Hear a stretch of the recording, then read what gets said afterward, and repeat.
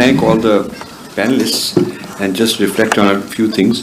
I think Konrad Elst made a point which is mentioned very centrally in my book, and that is how Sheldon Pollock used the whole Babri Masjid episode in a very disingenuous way. He mentioned, Konrad mentioned one disingenuous aspect, well, besides throwing him out of some Indology list, but the way he interpreted and misinterpreted the whole history of Ayodhya. But beyond that, my book shows him writing, Pollock writing, projecting back 1,000 years, that the rise of Ramayana and the rise of the legend of Ram in the popular public, was inherently a weapon against Muslims 1,000 years ago. So it's not only misinterpreting what happened in Ayodhya, some 20 whatever years ago, but also using that as his frame to kind of interpret the whole history of Ramayana 1,000 years back. His theory is, and he's very clear on this, writes quite a lot of times. His theory is that when the Turks were invading, say around 12th century and thereafter, Hindu kings needed a unifying grand narrative to rabble-rouse the public against these invaders. And Ramayana became the accepted narrative where the king was divine, so the Hindu kings were the divine kings like Ram, and the idea of Ravan was projected, the Rakshas was projected upon the outsiders. And this was a way this became a publicly popular grand narrative. They started building temples, which he says did not exist before, that there was no major worship of Ram, he says, and no big Rama Leela. So all this is stuff that historians of Ramayana, I want their help because I can't go back and do all this. I'm just pointing out that it seems very strange that Ramayana has been a kind of weapon against Muslims for 1,000 years. This is a very, very strange and kind of turning Ramayana into hate speech, sort of, almost. So I'm glad he touched on this. Then Professor Rao challenged a lot of the chronology. Pollock says Valmiki comes 200-300 years after Buddha. That is the claim. And Panini also. In fact, he says that in the Jatka tales, there is a man called Ram, and that is where probably Valmiki got the idea to write this whole, blow it up and make it into Ramayana. So the Buddhist origins of Ramayana, very, very strange sort of things. Now, what Professor Jha said regarding the qualities and properties of Sanskrit, when you look at computational linguistics, which is a use of Sanskrit, I use that as one of the counter arguments against Pollock, who says that what makes it useful and made it useful was the political structures. And so I'm saying, well, today it is the computational linguistic structures that make it useful also.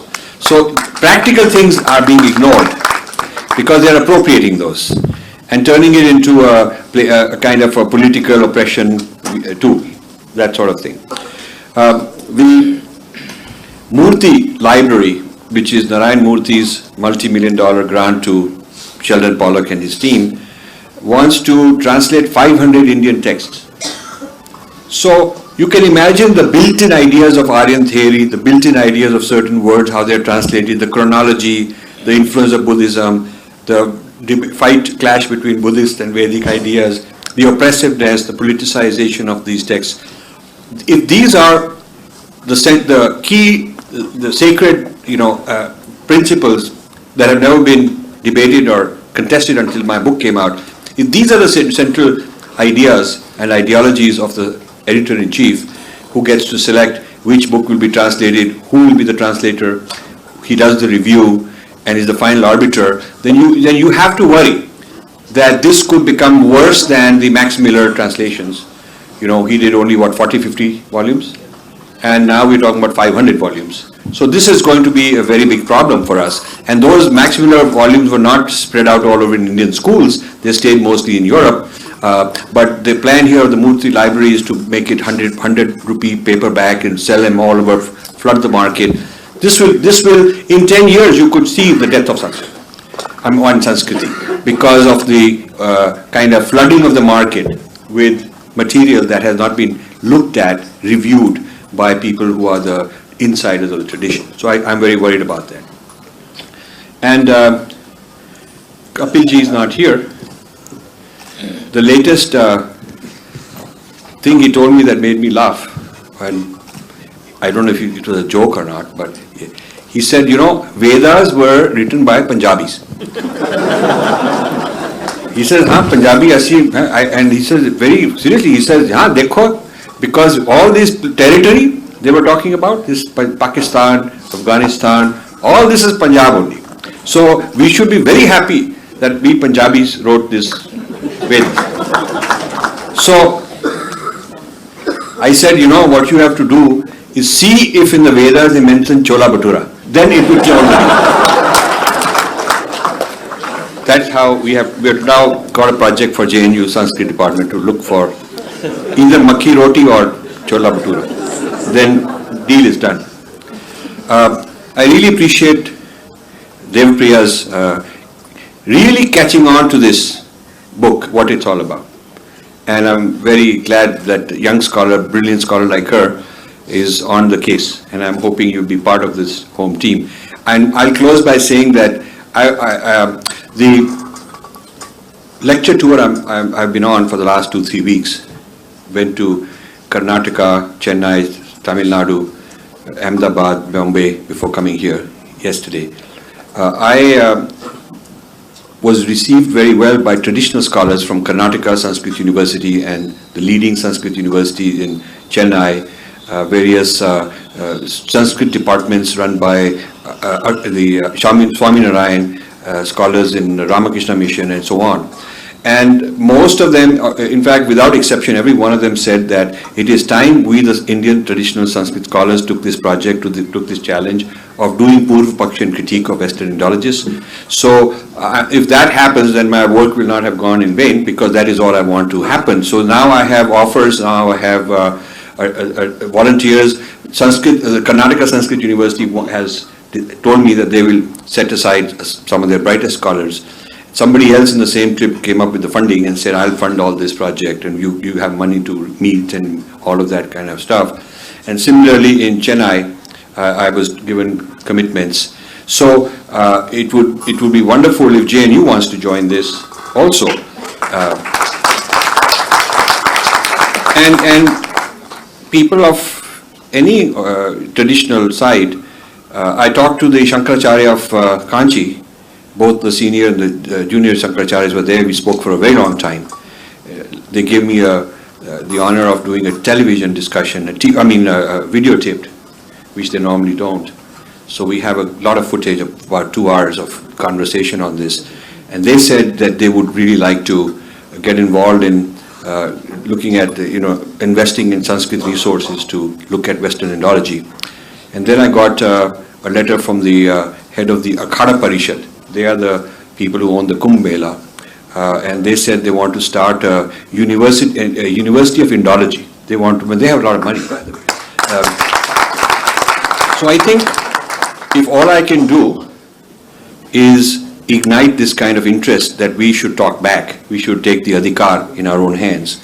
We should not outsource the adhikar of who we are, and we should in fact control this discourse. It would be fantastic. The reason I said JNU can play an important role is because you also have resources in English. You need to know English in order to read those Western Indologists. One of the things that the Sanskrit traditionalists told me is that we can't read English. We don't know English. And especially English, which has been infused with Western philosophy and thought and history, very complicated language.